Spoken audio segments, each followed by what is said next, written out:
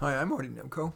Self-report is a valuable way to identify our strengths and our weaknesses. Not only does that enable you to consider the full range of your life's past experiences, it allows you to project forward what are your latent attributes, those that life hasn't yet afforded you sufficient opportunity to express, but that you might like to. Plus, self-report is free. To keep this concise and save you time, this self-report inventory doesn't attempt to be universally applicable. It focuses on people who tend to be watching my videos. They're reasonably well educated and are with above average intelligence. So, for example, I'm not going to ask you about your physical strength or your ability to do repetitive tasks. I'm going to focus on strengths that are required to succeed in careers of interest to mainly people like that. Bright people, perhaps with degrees. There are two core verbal skills I want to highlight, and the verbal skills could apply either orally or in writing. And the two that I want to talk about, the first is explanatory verbal skills, that is, the ability to present complex material clearly and interestingly. The other form of verbal skill or ability I want to talk about is persuasive verbal ability, again, orally or in writing. In addition to being able to explain, the persuasive person is additionally able to move people to change their actions or their attitude. Now we'll turn to nonverbal attributes. Critical is abstract nonverbal reasoning, such as used in computer programming and in mathematics, from bookkeeping to statistics to cryptography. Another nonverbal attribute is spatial, but I'm talking first about the design component of spatial ability. For example, in engineering or architecture or interior design. There's another kind of a separate spatial skill that is the ability to repair things. For example, repairing industrial equipment, or cars, trucks, boats, planes, trains, or ATMs. Now I want to talk about one that is a kind of an interpersonal attribute, and that's what I'm calling sensitivity to people's feelings and motives. That includes listening well and intuiting what's not said. Also, that sensitivity requires self-knowledge, how much your words, your nonverbal cues, and your behaviors affect others. Now I want to talk about three that are related to artistic ability. First, let's talk about music. Reading music is a mechanistic skill, and that's not necessarily indicative of musical ability.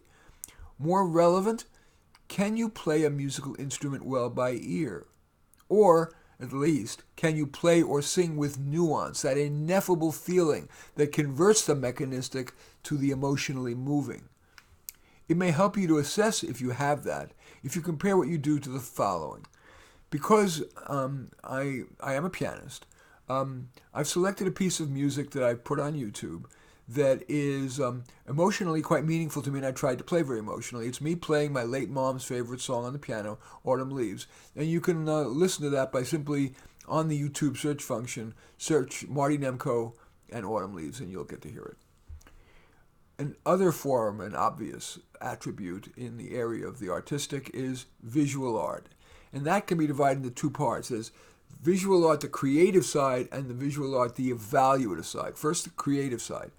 Have others paid you, or at least offered to pay you, for your artwork?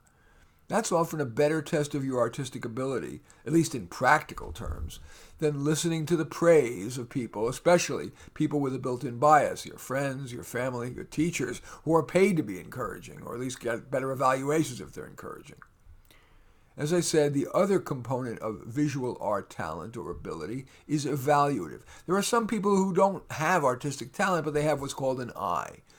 Such people may do well in, for example, interior decorating, or being a buyer for stores of clothing or objet d'art. Now I want to talk about broadly applicable attributes, and these are pretty critical, but they're less obvious, and so you really need to be honest with yourself. The first and most important is general intelligence, which I define as the ability to identify problems, analyze multiple different factors, synthesize them in unusual ways, some people call that creativity, and generating solutions. A century of research is unambiguous that general intelligence is the most potent attribute across a wide range of tasks, professional and personal. General intelligence can be validly assessed with standardized assessment, and this is true of people of all races. It can be validly assessed with standardized assessments such as intelligence tests and their highly correlated proxies such as the LSAT and the SAT.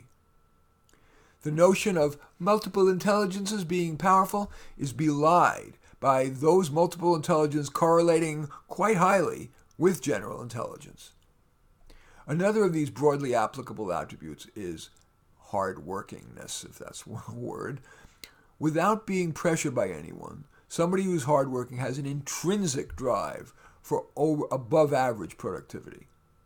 Another of these broadly applicable attributes is efficiency, and that's the ability to get more done with sufficient quality than do most peers.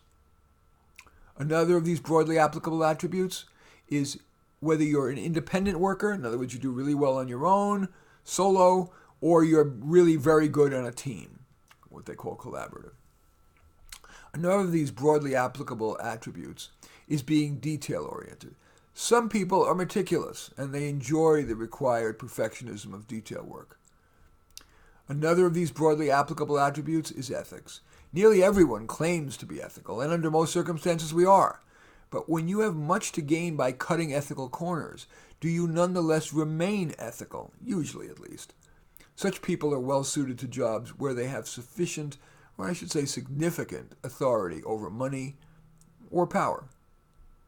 Another broadly applicable ability is executive function. That is the ability to keep many things in mind at one time and make wise decisions about what to do. Another broadly applicable attribute is calmness under stress. The sine qua non of this is the ability to remain calm when you're attacked.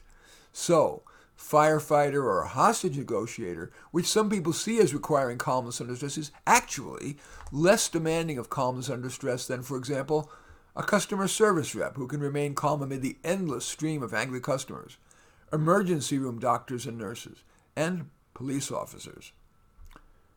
And finally, a final broadly applicable attribute is being low maintenance. Some people are able to compartmentalize personal problems so they don't affect them much at work. That I think of, for example, Bill Clinton's ability to be a fully functioning president despite the Monica Lewinsky scandal. Low-maintenance people are able to rebound from life's inevitable setbacks, and they're able to shrug their shoulders at, for example, a coworker's screw-up. While speaking up about serious fixable problems, such low-maintenance people know when it's wise to roll with the punches. Being low maintenance is an under-considered key to work and life success. So, which of these are your core strengths and your core weaknesses? And does that little list of yours suggest any need for you to make any changes in your work life or your personal life? In any event, I do thank you for watching. I'm Marty Nemko. I welcome your thumbs up and accept your thumbs down. Look forward to any comments you might have. Certainly, I welcome your hitting the share button below and sharing on your social media and or subscribing to my channel. And in any event, I do thank you for watching. I am Marty Nemko.